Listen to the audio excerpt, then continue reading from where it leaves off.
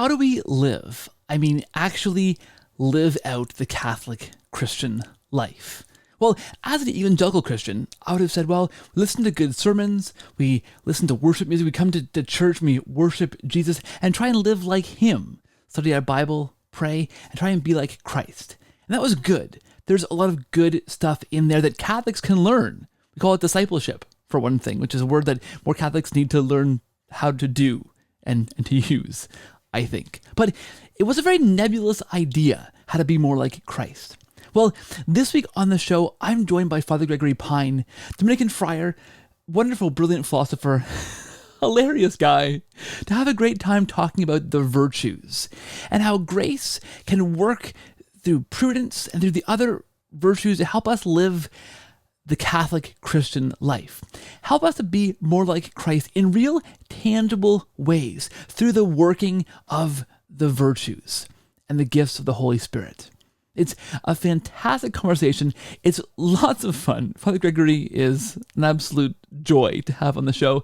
I think you'll laugh and love our conversation, and I hope, learn an absolute ton. Here's Grace, Prudence, and Living the Virtues. It's a fantastic episode. Please enjoy. Hey friends, welcome back to the show. Thank you for watching. Thank you for listening. If you're listening on podcast, we're also on YouTube to watch what you're hearing on youtube.com/the Cordial Catholic. And if you're watching on YouTube, thank you. Please subscribe and hit that bell and find us on podcasts everywhere. Fine podcasts and really mediocre ones are found. We're everywhere. I'm not sure which category we fit into some days. This episode, though, I know is in the good category. I shouldn't introduce it like that and then expect you, Father, to want to be on the show anymore.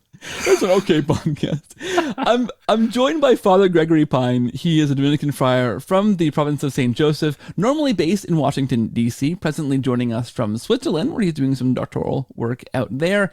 And for our purposes, this episode, he's done all kinds of things. Of course, you've heard of him, I'm sure, before. But for our purposes here, talking about his new book out from our Sunday Visitor called Prudence, Choose Confidently, Live Boldly. Father, thank you for enduring this. Thanks for being here. Welcome to the show, and hello. Hey, my pleasure. Thanks for having me on. I'm very delighted. And also kudos to you for your podcast entry, because podcast entries are a kind of subtle art insofar as you're trying to, one, conjure excitement about a fact that you may not be excited for. So it's like, all right, because your audience is listening to it when they want to listen to it, but that doesn't necessarily mean that you're recording it when you want to record it. And oftentimes it's a time when you don't want to record it. So you're like, all right, excited. 2, eloquent. Also 3, I have to engage like I'm engaging with another person, but most of them aren't present. So here we go for a bizarro land experience of whatever. So yeah, kudos to you. You've nailed it. Oh, Father, I appreciate that you understand the finer art of podcasting. I wish I were napping right now, Father. I didn't want to be here. You know what? I don't even like you. All your stuff that you've done, Father, it bores me, and I have no interest at all in speaking to you. Perfect. Yeah. You just got to start off on a truthful foot. Everything else will be better by comparison. This is like the confessional Catholic. I get to be a really honest podcast about oh gosh, I really can't stand this so-and-so, and that's wonderful. Well, Father, I like to ask, because you are joining us, those who are watching, in a habit. You look different than some priests come on the show. You look different than most guests that come on the show. They don't normally wear what you are wearing, unless they're, I don't know, heading to bed maybe sometimes. But yeah. Tell us a bit about your vocation, how you found yourself with the Dominicans, what that entailed, just so listeners get a sense of where you're coming from. I'd love to hear a bit about your vocation story, if you would indulge us. Yeah, here we go. Indulgence forthcoming. I think, so my go-to when it comes to vocation stories is to say that this story begins boring, it continues in a boring fashion, and it ends boringly. But that's okay, because Lord's grace is constant and strong. I think a lot of times people tell vocation stories, and it's like, there are some exotic vocation stories out there. I will now make one up. I was on the set of Jurassic Park 4 Fallen Kingdom with Chris Pratt, and I was responsible for the animatronic velociraptors, which formed the base for the CGI illustrations that were to be included in the movie. Yeah. And I thought that these animatronic velociraptors were non-animate, but actually in the course of the filming, they took on a life of their own, and I found myself being chased down a hillside in Kuala Lumpur by a band of raptors. Oh my goodness! And just as I was about to be chased into the yawning maw of a huge chasm at the end of a cliff. I heard the voice of God. I was transported into the clouds. He said, "You're to become a Dominican priest." And then my feet were set back down in Washington, D.C. I entered the order, and I've been happy ever since. So none of that happened. But sometimes when you hear vocation stories, they just sound so wild. And then you as an auditor are like, fascinating. That's really cool. Also, does God love me? Because my experience of the Christian life is nothing like that. So I like to say that my vocation story is a boring story for the boring Christian. Basically, I grew up in a Catholic family and we prayed. And then I went to school and my sisters were like, don't date for your first year at school because you're going to want to make good friends rather than spending all of your time with one woman who you will eventually break up with your senior year and then come subsequently to discover that you have sunk all of your human resources into a relationship which is now gone. So rather than a nihilistic end to your time at college, how about you make friends? I was like, wow, that's really bracing, but great advice. So I didn't date that year. And I went to a lecture about St. Thomas Aquinas, and I was like, this is incredible. So the way in which it was Professor Eleanor Stump, who teaches at St. Louis University, and she talked about Aquinas on the nature of love. And it was like my socks were going up and down. It was so cool. So I became very interested in St. Thomas, and I read a little bit about him. I read a life of St. Thomas Aquinas. And at the end of it, I said to myself, I want to love the Lord the way that he loves the Lord. So he was the first Dominican that I met. I hadn't yet met a living Dominican in like the classic sense of embodied, living, earthly Dominican. But when I met them subsequently, I was like, yeah, this will work. So then I entered the order. And things happened subsequently, like profession, ordination. And then here we are. That's a fantastic story. Both versions of that. I think actually, for me personally, the Eleanor Stump version is more interesting and exciting than the Jurassic Park version. I'm a huge fan of Eleanor Stump's work. And I would love to sit under her teaching. That's a fantastic place to be. Wonderful. So let's go and talk about this idea of prudence then. Where did this... you know what? I'll be honest. As I am on this podcast, the confessional Catholic here, there are a lot of books out there, and I get a lot of books in the mail or solicitations for books, and I thought, oh, prudence, like, what's going to be all about? But you begin to read your book, Father, and it's good. It's a truthfully good book. It's really, that's high praise, right? Truthfully. It's quite interesting. I was really drawn into it. It's really interesting. Your approach to this topic is not how I would have expected it to be approached. It's not like here are a list of the virtues, here are a list of the things to do and not to do, and here's what you should do and how you should live. It's much more organic. It's much more approachable. It kind of unfolds before the reader. I was really taken into this. So I'm curious to know how you approach this topic. Why write on the virtues? Where did that come from? So like the proximate cause was the editor emailed me or called me and said, "Hey, would you write a book about prudence?" And I was like, "Party on." But the background of that was I'd been getting excited about the virtue of prudence for some number of years.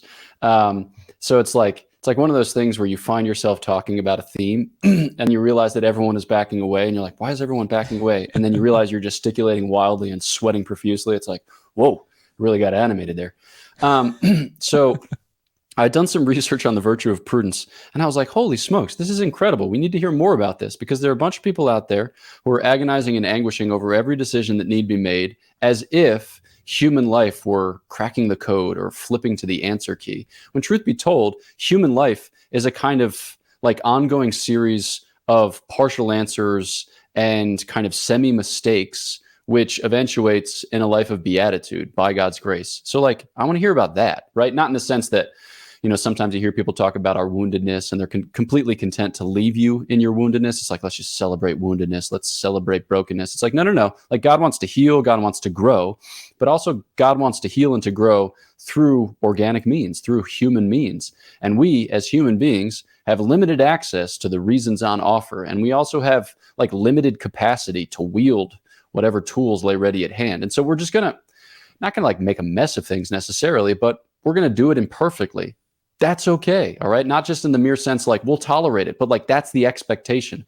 So I was like, that question motivates me.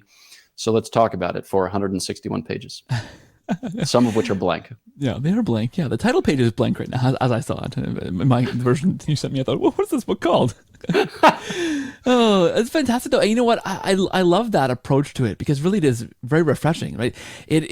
There is that deep need, I think, in culture, especially these days, as things are like, I mean, happening at a breakneck speed, and social media just is before us, constantly vomiting out different things, to really understand ourselves properly placed in that kind of context, right? I think that's very refreshing. One of the early episodes I did in this show almost 3 years ago now, when I first started out, was with a good friend of mine, John Mark Grodi, on the virtues, and that was very refreshing. And listeners heard that and went, "Wow, I haven't heard this before." And your treatment is just that much more thorough, because neither of us were philosophers at the time, and remain not philosophers. So I don't know why I said at the time. Maybe in the future we'll become philosophers. But at any rate, your treatment is just so much more in depth, and getting at that deep seated need, I think, that the culture has these days to understand our place in the scheme of things, if I can put it that way. I think, if that makes sense. Yeah. No, I think that I have a desire to situate the question. All right, what do I think? I think that it's boring to answer a question that people haven't posed, or it's boring to answer a question that you assume that they have posed, but you haven't like rehearsed it again. I think that like discourse should begin by kind of sussing the questions out. It should begin by kind of like getting those desires at least to rise to the level of coherent thought, or, maybe even enunciated word.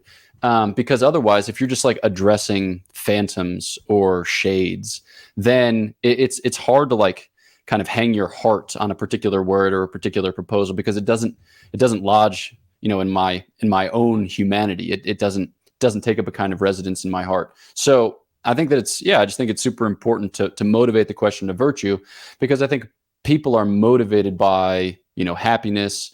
People are motivated by the prospect of like flourishing, fulfillment, meaning, significance, yada, yada, thus and such. Or at the very least, people can recognize the fact that after they've watched 6 straight episodes of whatever Netflix show, like they're not entirely content with the choice, but they can enunciate why. And they want that vocabulary, they want that grammar, so that they can approach the next decision maybe in a different way, not necessarily like, I feel terrible, I am now going to censure myself, but in the sense like, how do I grow beyond this? Because I hope that there is something more in store for me. I hope that human life, opens out into, I don't know, like wider spaces at the very least. So yeah.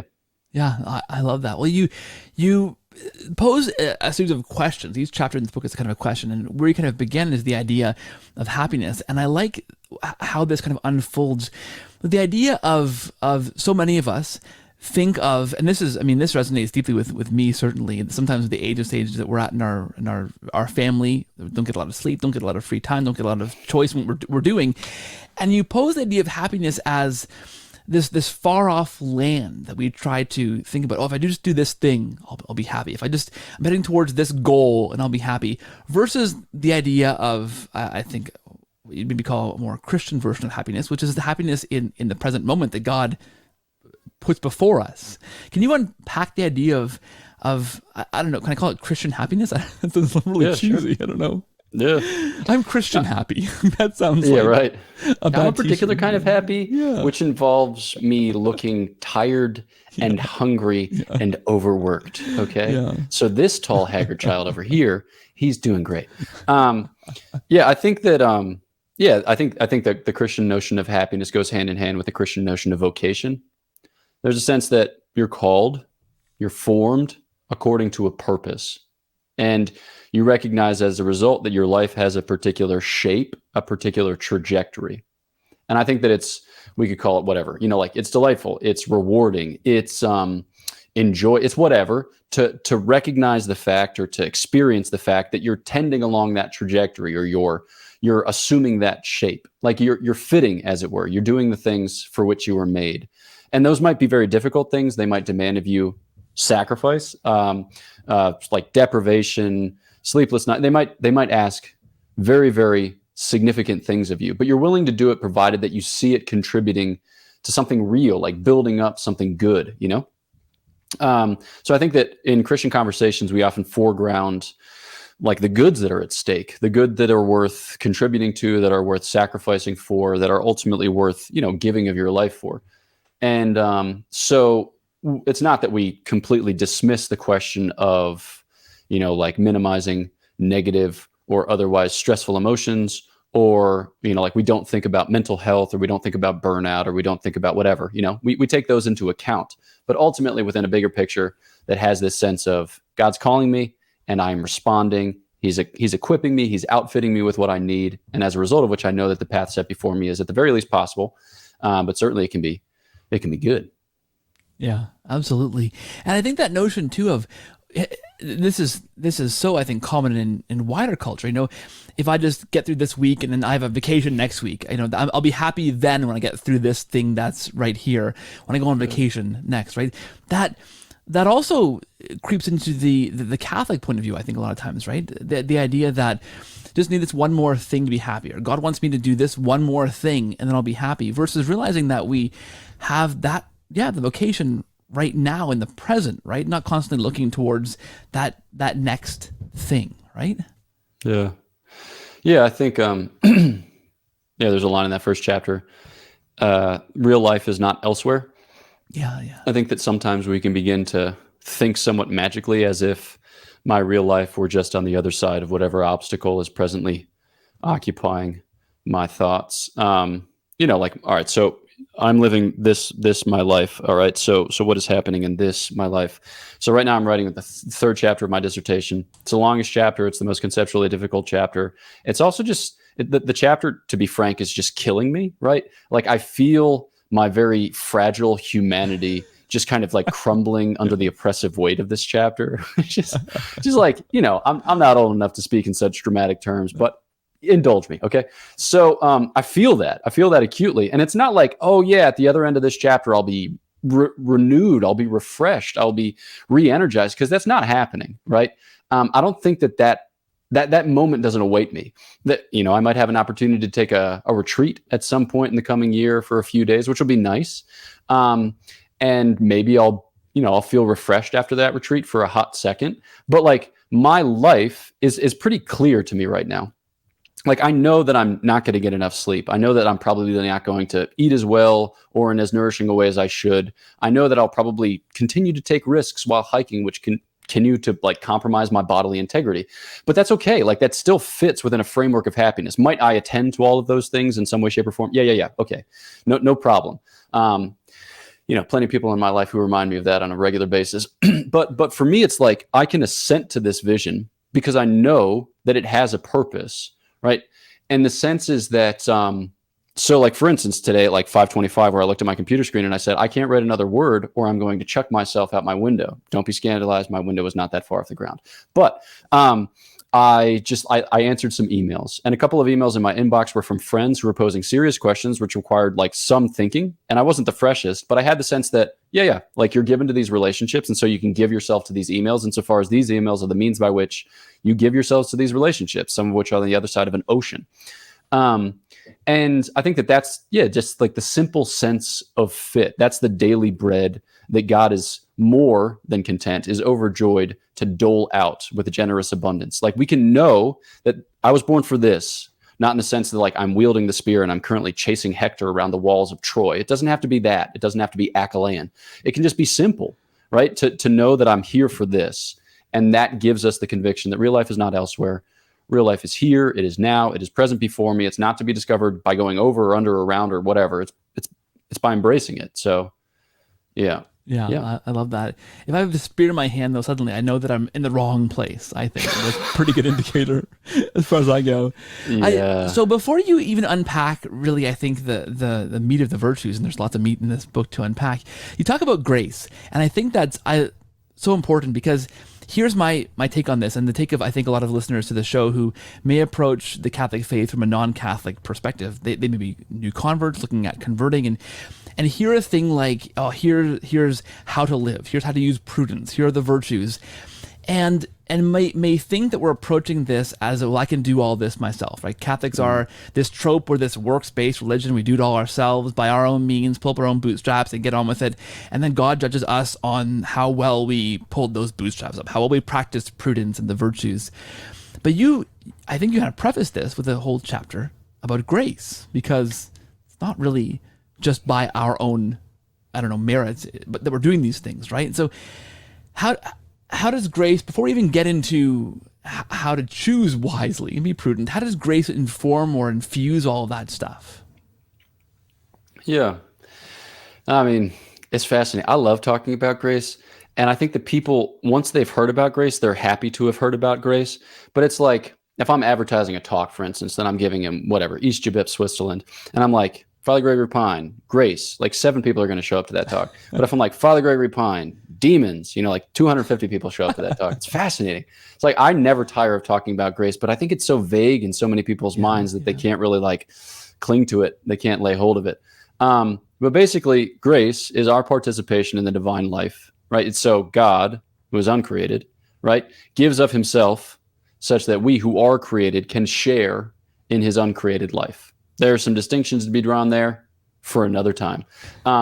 And grace is such that it works itself into all the nooks and crannies of our human existence. And virtues are the way in which grace lodges in the different powers of our soul, which is a little bit like technically or philosophically jargonish, but it basically means you got a mind with which to think, you've got a heart with which to love, you've got emotions with which to feel, but all of those need training in the good.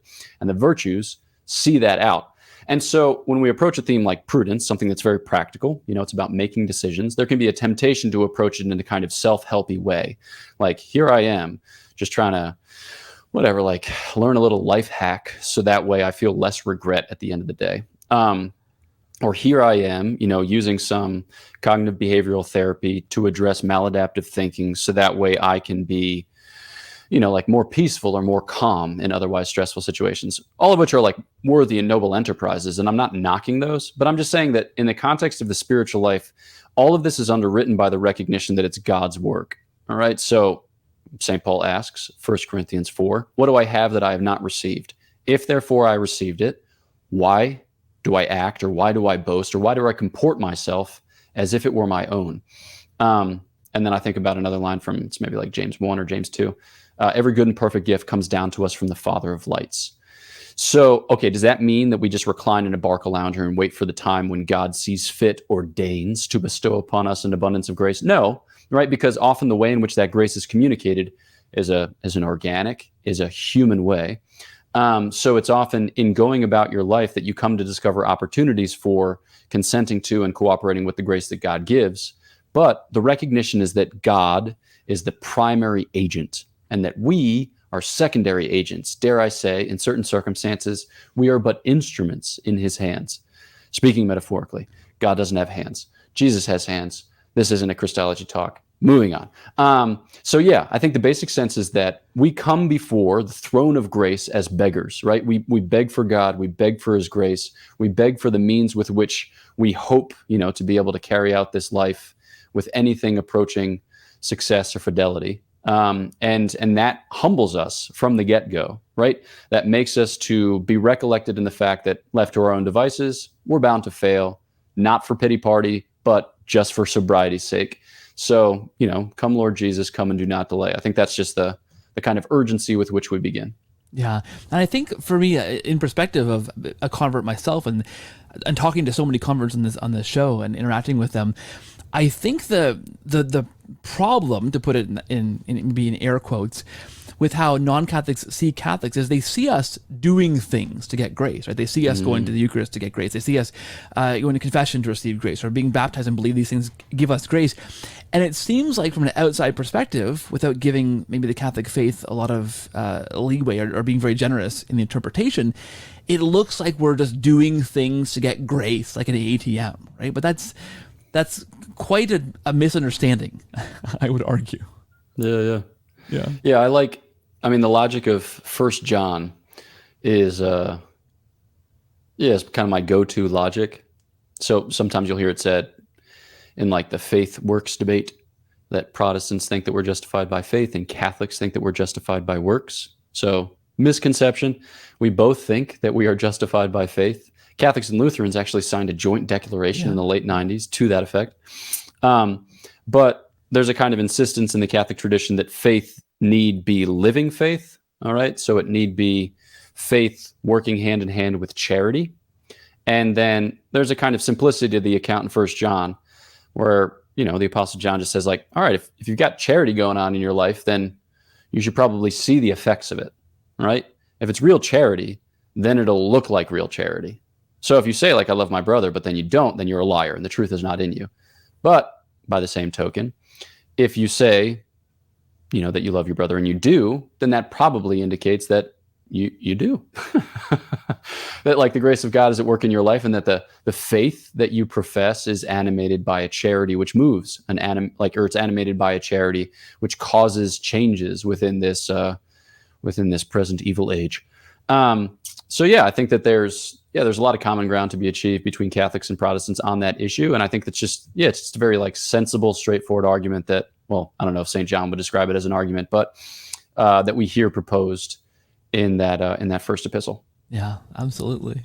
So talking about the virtues, this for me was not a thing that I had in my vocabulary as a non-denominational Christian. And I was in that church for a long, long time and didn't hear talk about the virtues, right? We would be expected to emulate Christ. We'd read a lot, we had hour-long sermons unpacking things that Jesus did or the epistles that Paul wrote, and be teasing out ways to live from those sermons. That was often the point of these sermons, to read the Bible, study Scripture, and then use that to inform how we live.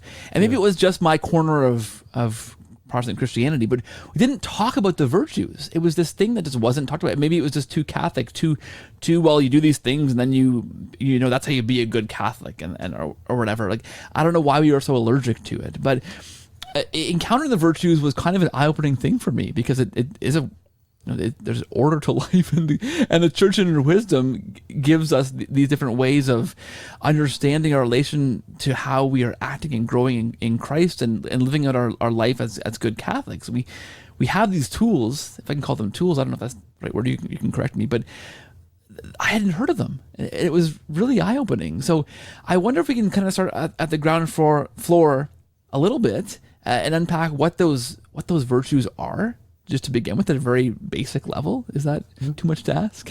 No, let's do it.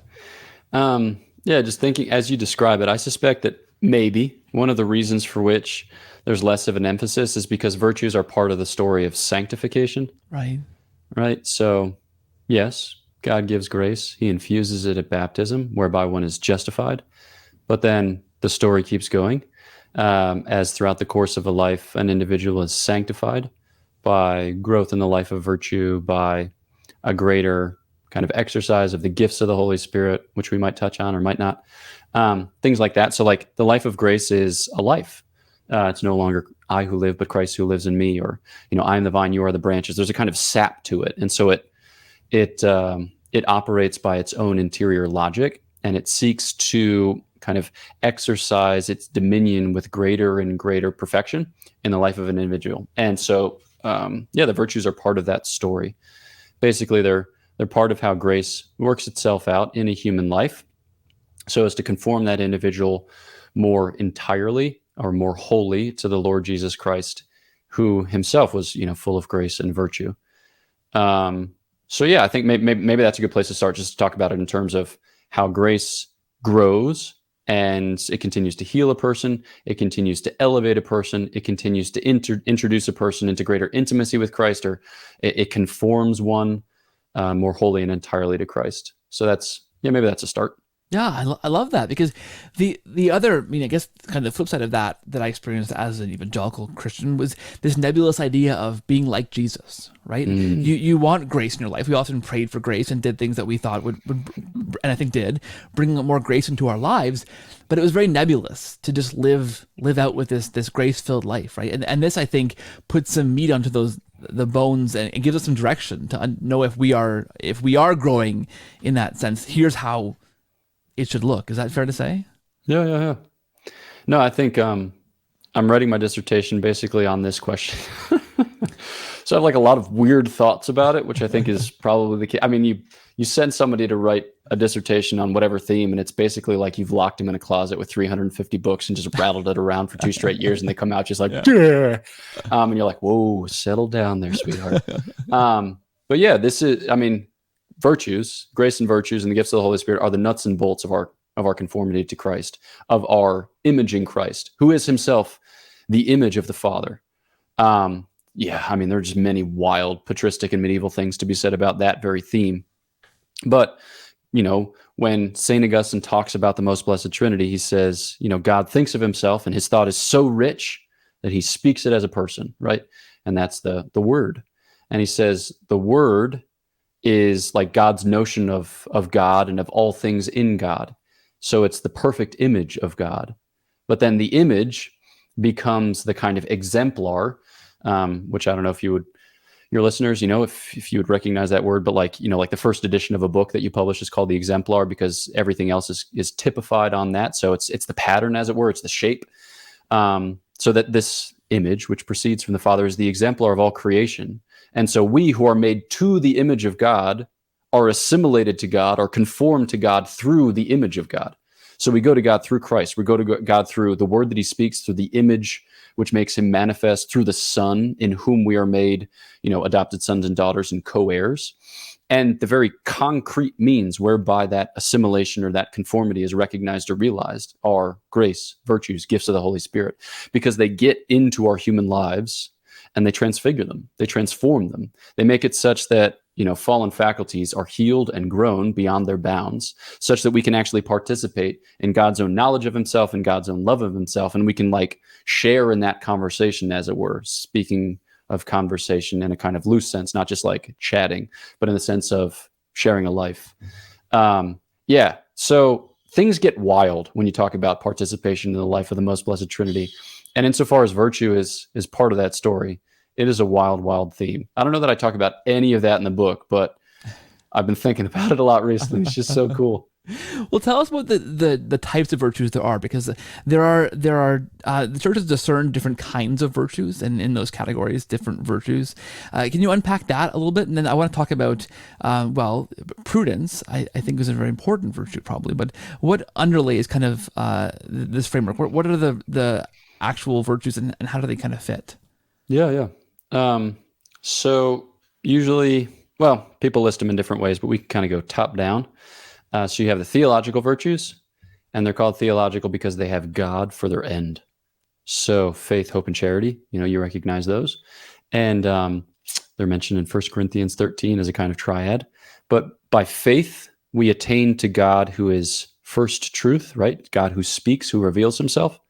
By hope, we will attain to God, or we do attain to God as kind of like sought for end. So hope especially concerns eternal life. Like we want God's promises to apply to us, and we hope that they do, based on the fact that God's omnipotent, so he can do it, and he's merciful, so he looks on us with mercy. And then charity attains to God as friend, as beloved. So by charity we share in God's own love, whereby we love him and we love our neighbor. And then the next kind of rank or tier are what are sometimes referred to as the cardinal virtues, right? The four cardinal virtues, or the moral virtues. Depends on what's in and what's out, or what you're including or what you're excluding. But we'll just say moral virtues. Moral virtues are virtues of the appetites. All right. So you have a will, which is a rational appetite. It's kind of like a thinking appetite. And then you have the emotions, which are like irrational appetites or kind of sense appetites. Those are the types of appetites which we share with the animals, which is not to say that like we're animalistic, but it's just to say, it's just to say that we're rational animals, truth be told. And so those would be like justice, fortitude, and temperance. So they get into those different appetites and they regulate them, right? They kind of help align them with the rule of reason. And then you have the intellectual virtues, which they concern our, you get it, intellect, there you go. And some of them are for kind of like knowing for knowing's sake. So those would be like the nerdy virtues, like wisdom, knowledge, understanding. So this is a matter of, being able to think through things well about mathematics or metaphysics or whatever.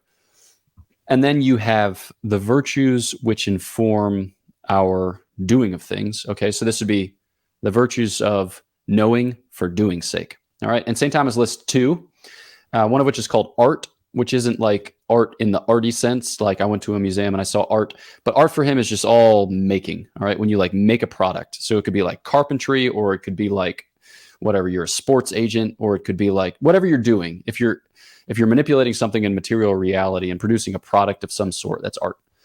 And then prudence. And then, so prudence concerns agency. It's like when you make decisions of a moral sort, of a moral nature. Not to say that they're Father Gregory, say one thing and limit yourself to one thing. All right, I will. So the idea here is that you're like pursuing some practical end, and that you as a human being are engaged in that process as an agent. So like you're the protagonist, you're bringing about, and you need a virtue which guides you through the process and sees out whatever the foreseen end is. I would say that's the basic shape or the basic breakdown. Yeah, that's fantastic. Thank you. Yeah, just got to take a little breath there, and for both of us. No, that's wonderful. I like a guest who can talk on a topic like at depth. That's fantastic. Thank you, Father. So, Cheers. You've written a book about prudence in particular. How does this interact with all of the other virtues? I mean, it's I think of, I often frame it in the context of late night Twitter browsing, which I shouldn't do. And I feel like I'm often practicing prudence when I don't send those tweets that I want to, to those Jesuits who are writing things on Twitter that I don't. That's a little just a joke for you, Father, as a Dominican. A little tip of the hat. Yeah. No, I often think of prudence in that sense, that I am being prudent with the choices that I make on Twitter at night when I'm reading things that just drive me crazy. I choose not to respond. I feel like I'm making a heroic choice there, and practicing prudence. I think there's a lot more to it than that, though, Father. Yeah. Unless your book is all just about Twitter, which I know that it's not. The first chapter is about Instagram, but then the next 7 are about Twitter. So there is more to it than that. Did I say those words correctly? At a certain point, I lose track. There's just such like a torrent of words that just spills over my lower lip that I lose track of syllables, and then I just hope that it makes some coherent sense to the auditor. Right. So prudence is right reason in things to be done. So that part of that story is maybe being cautious or circumspect when you fear that were you to engage, you would do so in a way that would be destructive. But part of it is also engaging. And I think that the bottom line, in fact, is engaging. So in any prudent act, there are 3 main steps. You take counsel, whether with yourself or with others. And then you make a judgment as to what is to be done. And then you see that judgment through. And that last stage, St. Thomas calls command. And he says of prudence that prudence is the virtue which commands. So a lot of us have the mental association that prudence is taking counsel, right? Prudence is entertaining options, deliberating about them, pumping the brakes when need be, revisiting past decisions, maybe agonizing, maybe self-accusing, maybe we think about prudence as, I think everyone had, well, not everyone, but many people have in their mind the SNL sketch where Dana Carvey is playing George W. Bush and just saying like, I don't know if that would be prudent at this juncture. We just think about it as a way to avoid commitment. We think about it as a way to avoid military entanglement or financial downfall or whatever, But actually, prudence is about being the man in the ring. Prudence is about, taking your life into your hands and seeing what comes of it with a kind of sense of abandon. So St. Thomas will describe different parts or aspects of prudence, and some of them are surprising. So, some of them aren't surprising. Like he says docility. So you should be able to receive solid input from other people. But then he also says memory, right? You should have a good sense for your own experience, and you shouldn't like black out every time it comes to making a decision. You should be able to check back in with your old self. So you're like, okay, the last 7 times that I drank Belgian blondes, I had a raging headache in the morning. I don't know if that's causation or correlation, but I think I'm going to drink a Pilsner tonight. It's like you have to be able to consult with your experience and make sense of it, right? So it's not just enough to like have visited a variety of different countries and say, yes, well, when I was in Thailand, I had this excellent cuisine, which you will be very interested. No, it's just like, that guy's a punk. All right. Nobody cares. What matters is, even if you stayed in your own zip code for 35 years, that you've really lived in that zip code, that you've drawn forth from the wisdom of that zip code, and you're able to apply it to your life. Another one that he gives is shrewdness. So shrewdness for him is, it sounds terrible, but it's basically the capacity to make a snap judgment. Random example. Let's say that you live in Freiburg, Switzerland, theoretically. Let's say that you leave your house, you turn right, and you're walking down the street towards the local convenience store to buy a $1 chilled coffee beverage because the thought of continuing for another 3 hours at your desk is just beyond belief. And then like as you're crossing the intersection, you see a biker who is looking the wrong way, and he just flips over the hood of a car that is stopped at the corner, and everyone on the corner is just bewildered, spellbound, no way by which to respond to this thing, because they just didn't see it coming. But then there's this one guy, probably like an EMT or whatever, but he comes over, he checks the guy, he makes sure for whatever, he like checks for neck injuries, and he's assured of that, so he helps him sit up and blah blah. You know, like there are some people that they make quick judgments, and they're able just to kind of like get into it without too much deliberation, without too much forethought, because they've been trained, as it were, to respond reasonably in the circumstances.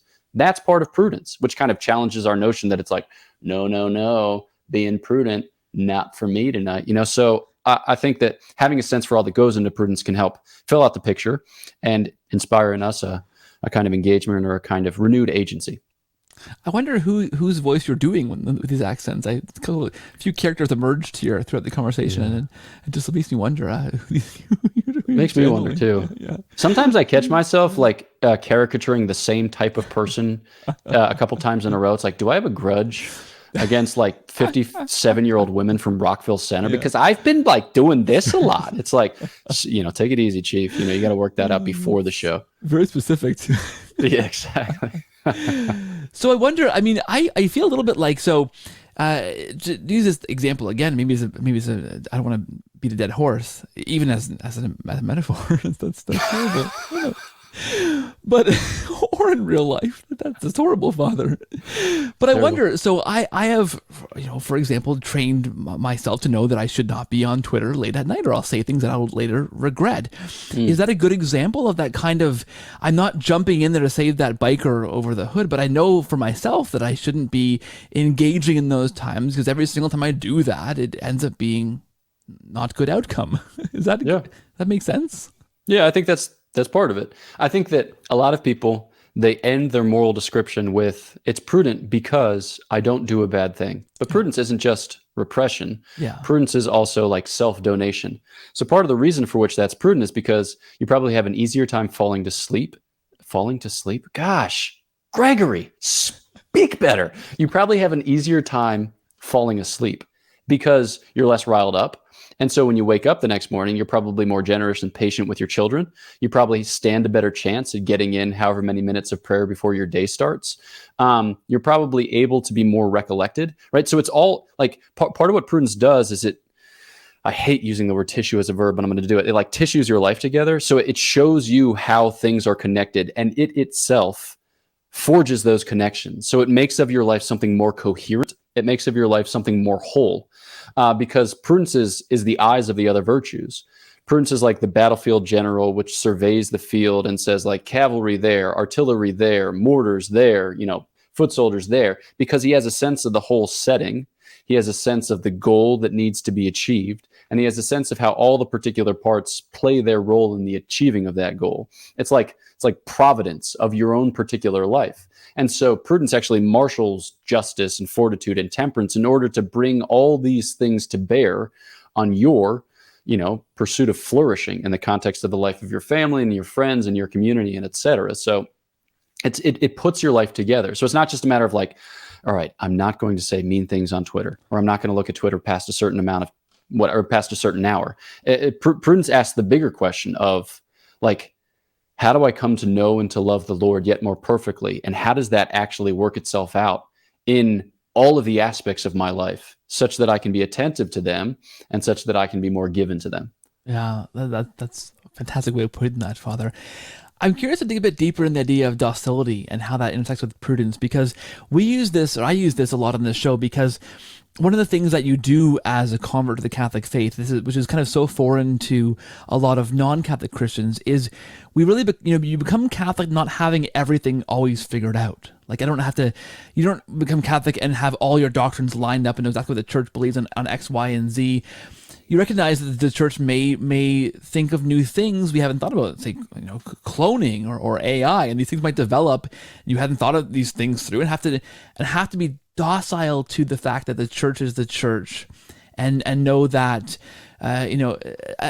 what I'm trying to say is trust more in the church than in your own intellect to solve all these problems first. Like, it's this weird concept that in non-Catholic Christianity, we're often looking at the Bible and figuring out what we believe and then going from there. But to become Catholic, you have to be docile to the church in a way that you trust the church to figure things out and to tell you what is the right way to live and interpretation of these things. So it's this very like kind of attack, active, like I'm figuring out all my points of my doctrine for myself versus okay with leaning into the church and being docile to the fact, to the what the church says that it is and trust in that. I'm not sure I'm being super articulate in this moment, but I'm curious how Prudence intersects with the idea of kind of being open to the breeze of the Holy Spirit or the advice of others in that sense. Is there more to dig into there? Because that really fascinates me personally. Yeah. Now, Prudence kind of mobilizes reasons for acting. And in order to mobilize reasons for acting, you need to have reasons for acting. And maybe you can supply some of those reasons based on your experience of life or based on, things that you've read or literature you've enjoyed or whatever it is, okay? But a lot of times, the compass of our decisions is beyond our particular competence. So what do? Despair, curl up in a ball, suck our thumbs? Yes, no. We take counsel from those who have been there, from those who have seen it, from those who have perhaps suffered for love of the goods that they found worthy of pursuit in the midst of, whatever trial or temptation we ourselves are experiencing. And we have that, in our family and in our friends and in our community. We have that in our polity, please God. We have that in our church. And I think that with the church, you have a particular boon, a particular gift.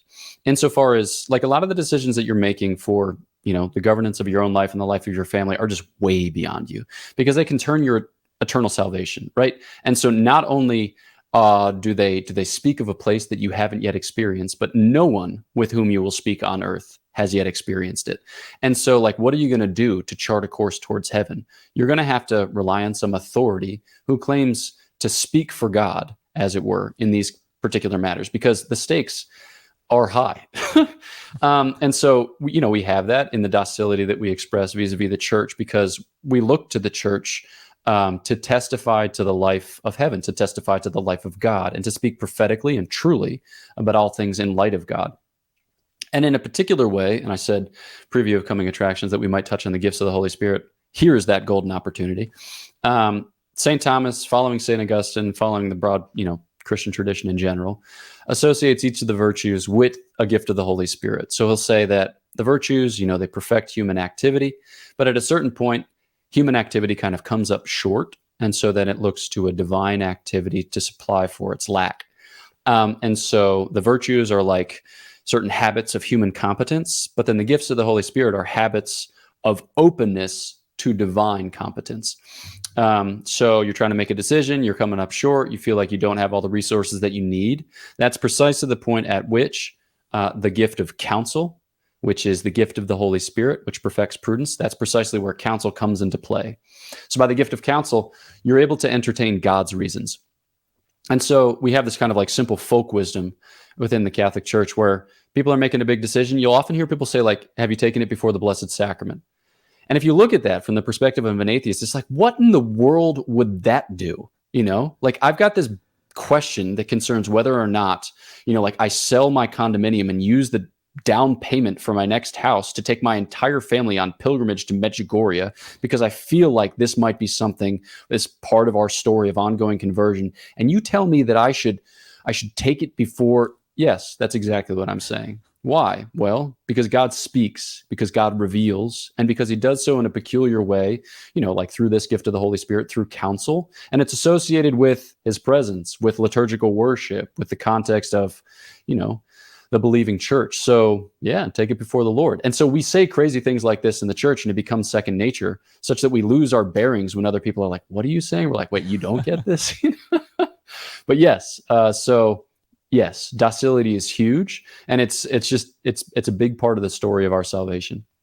I appreciate that you salvaged a fantastic answer out of my attempt at a question. So thank you, Father. That was a wonderful answer. And this for me ties into kind of my next question for you, which is the idea of living boldly through practicing prudence, like this, or the virtues. This seems to be a bit of I think at first glance, a bit of a weird kind of dichotomy. How do we practice prudence and the virtues and live boldly? Like the virtues kind of seem like these maybe dusty, archaic kind of things that maybe grandma may have talked about, but living boldly, it seems like the opposite to like practicing a virtue of prudence or temperance. Like bold is just and live boldly. But then I think of people that I know who really live these lives. I think of on the edge of their faith, like people who really just know how to respond in the moment to what God is calling them to do. And you always see them kind of at the forefront of what's happening in the faith. Like they're always the guy or the girl that's there doing that thing just before everybody else is doing it, because they have heard God and they're actioning that plan, and they're living what seems like this just life on the edge of what God's calling everyone to do. And they're almost like prophetic in that sense. And I think that is tied up in the idea of living boldly through engendering the virtues in your life. I could be totally wrong, but is that kind of the idea of living boldly through the virtues? Am I kind of scratching the right itch there? Yeah. No, let's see. I mean, a thought that comes to mind is St. Thomas describes the human person as a creature which attains to its end by many movements. So God doesn't attain to his end. God is his end, and he doesn't move, which is to say he doesn't change. Angels attain to their end by one movement. They just make the one choice. Whereas we make many choices, and our making of choices is the means whereby we attain to that end. So it's fast. I mean, a making of a choice might mean waiting on something, might mean being patient. So it doesn't mean that we're always careening forward pell-mell. But I think there's a kind of careening aspect to life. I think here of G.K. Chesterton's book on St. Francis of Assisi. He describes the scene where a beggar came to his father's, textile stall, and Francis Bernardone was minding the shop at that point, and he was trying to finish a sale, and this beggar came up and importuned him. And he said, just hold on a second. I just got to finish this thing over here and I'll be right back. And so he finished up the sale and he turned and the beggar had left. And at that point, Francis is said to have taken all of the money that he had made from the sale of cloth that day. And then he just left the shop and just went careening through the streets of Assisi until he found the beggar. And then he just gave the beggar all of his profits. and Chesterton adds something to the effect of, and he never ceased from that day careening. So I think there's something about a Christian's response to the gospel which demands of us that we careen through life. Not that we're reckless, not that we're imprudent, right? But in the sense that we recognize that we're made for activity, we're made for action, we're made to exercise our agency, we're made to be protagonists of life. And so it's not for us to simply wash our hands of the serious business of living. We need to get those hands dirty with the recognition that, yes, there will be, you'll get nicked up. There's going to be dirt under your nails. You're going to be looking pretty shabby at certain points of this journey, but that it's for the purpose, it's for the end, it's for the goal of union with God, of friendship with God. And the only way in which we as human beings, by virtue of the fact that we've been created this way, can attain to that end is by acting. And prudence is just the virtue which empowers us or emboldens us to live that, life of careening. And so that's what I, kind of commend, because oftentimes when it's a matter of moral decision making, people will appeal to other principles, which are worthy in their context, but which are more often principles of like evaluation, or more often principles of like, judging the validity or the legitimacy or whether this is mortal or venial. It's like, those are good things to know, but ultimately it's premised on the fact that we're moving towards the goal by the grace that God gives. Yeah, and there has to be a non-action in that situation is still an action, right? If I choose to not do that thing, I'm still making that choice, and prudence has to be exercised in that situation, right? Are you Canadian? I am Canadian. Yeah. Okay, I love it. This is why we come from the same continent, so that we can balance each other's excesses. Because I'm over here just like saber rattling and drum banging, and you're also like, but you're not crazy, right? And I'm like, I'm a little bit crazy. You're like, but you could be a little less crazy. I'm like, I could be a little less crazy. It's like, thank you, Canada. I love you. So yes, no, for sure. Yeah, my Canadian is showing. I want to ask you two more questions, and the first is this: you talk about, and this felt a little bit uncomfortable for me. I'll be honest, because one of the things you hear over and over again as you grow up in, I think, an evangelical church, is the idea that God has a plan for you. We can't know this plan, but just gotta trust the plan and let it kind of unfold before us. But I feel like you push back on the idea and kind of go, well, no, we can know the plan actually, which seems interesting because God is this, and of course this requires some qualification, but God is this infinite being who we can't know the plan like God knows the plan. But you, I think, push back and say, well, we can know, in a limited sense, the plan. Am I getting that right? Yeah. No, I think so. God has a plan which encompasses all of creation. Obviously, we're not going to know that comprehensively because it's way beyond us. But as we grow in the Christian life, we can sympathize more and more with his providence, which is to say that we can play better and better our role within that plan. But the thing I think which is kind of crazy is I would just insist at the outset that you know enough, right? You know enough, or you have access to the means whereby you can know enough. Because I think when people say like God has a plan, but we can't know it, it's like a totally black box claim. It's like God's up there in his heavens and he's got a bushel full of vocations and he's just clutching them close to his breast and looking down on us as we struggle in the muck and mire of human existence. And after having foundered for 7 long years, he finally deigns to bestow upon us a little shimmer of light such that we have sufficient clarity to take the next step, so that we can spend the next 7 years foundering again in the muck and the mire. It's like, that's so insane, So like the way in which God reveals his plan is often through our agency, which is to say, God makes us to cause, all right? And he makes us to cause in a way that's free. So God wills that necessary things happen necessarily. Great. He also wills that contingent things happen contingently, that's really where the rubber hits the road for our freedom. God wants our actions to genuinely issue from our choices. He's not a puppeteer, right? We're not marionettes. This is real life. And God gives us sufficient access to the reasons we need to take the next step, to take the next step, all right? All in conversation with him and in dependence upon him. But to a certain extent, like the plan of God, like that doesn't move me because that's not actually how God is communicating his concrete and particular plan for my life in my life. So that's what I have access to, and that's what actually motivates. Like a kind of corollary of this is, I'm not like a soulmate theory guy. I think that, let's say that somebody listening to this podcast is a 26-year-old man who's wondering whether or not he's going to get married in the next few years. Chances are maybe, and there are probably like 12 women within, an hour and 20 minutes of where you live whom you could meet maybe by, like a dating website or maybe by some app, or I don't know what people do these days because I live under a rock and I'm an absolute dinosaur. But you could find them, right? And you could be happy with them and you could have children with them and you could build a life which is wonderful with them. But like, is there one that's foreordained from all eternity, which is laid up in God's heaven? Yes. Do you have access to that? No. Okay. But does God make that known through the exercise of your agency? He does. So act. Now, is that just like a just do it, go and date / marry the next living, breathing thing in your vicinity? No. It just means like live your life, right? Have the confidence to live your life because God gives you the confidence to live your life. I sounded really American there. Holy smokes. Oh, that's fantastic. I was very American, but also was fantastic. Yeah, engendering the best of the American spirit. I appreciate that, Father. Thank you. So my last question for you as we round this interview out, and hopefully it's been a good one for the listeners. Hopefully they've enjoyed your parts of the conversation at least.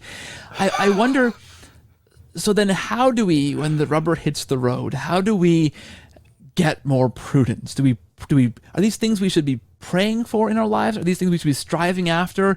Or just kind of sit back and hope that as we hear enough homilies and receive the Eucharist enough and go to confession enough, these things just kind of bubble up into us and by osmosis become part of us? How do we live life better, through acquiring these? What do we do? Help us, Father. Yeah. When it comes like particularly to the virtue of prudence, I think that it's good to one, study. So like read something about it. There are good books written about prudence. Romano Guardini has a good book about the virtues. Fulton Sheen has a good book about the virtues. I think people find those authors both very readable. I wrote a book about prudence, obviously. Like, okay, if you're watching on YouTube, I just blew on my fingernails and then dusted them off in my habit. To what end? I know not. Okay, so study is helpful.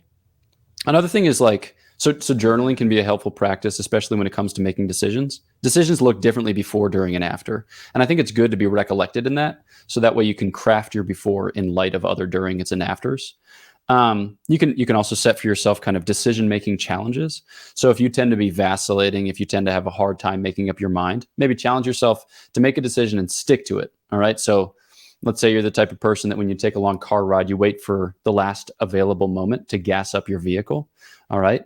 And it causes you some stress. And maybe you've run out of gas on the highway. Maybe you ran out of gas in Delaware at the Christiana exit and you had to call your parents in order to bring a gas can down to you, even though it was 2 hours extra.